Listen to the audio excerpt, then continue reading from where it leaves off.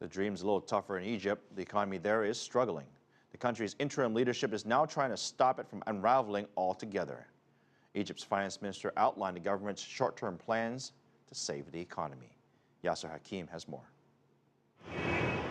An economy in distress, public debt exceeding $200 billion, a budget deficit at 14% of GDP, not to mention the rising number of unemployed people.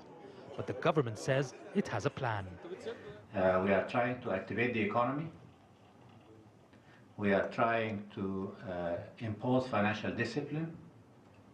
And finally, we want to do both of them in a way that achieves social justice to the extent possible. How can you be expansionary? At the same time, you don't want to have a budget deficit that's growing so fast and hugely. To stimulate the economy, you have to spend more. But with a budget deficit, greater spending would need to come from increasing taxes, an option the minister says he would not like to take. By bringing in funds from outside the country, by seeking support, by counting on the friends who can provide us with some injections of funds from outside, because by doing that, you are not raising taxes and pushing the economy into contraction.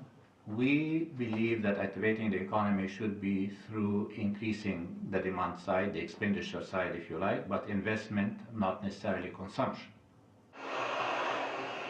Fear of public unrest has also stopped the government from reducing subsidies, initiated by the previous leadership and demanded by the IMF and the World Bank. In spite of the challenges, Minister Galel stressed that he targets a growth of 3% and reduction in budget deficit from 14% to 9% of GDP by the end of the year. The World Bank placed Egypt in the top 5 countries that face a slowdown in growth. Analysts say if the government does not act quickly, then the effects of the slowdown will soon be felt with renewed violence and unrest in the streets. Yasser Hakim for CCTV, Cairo.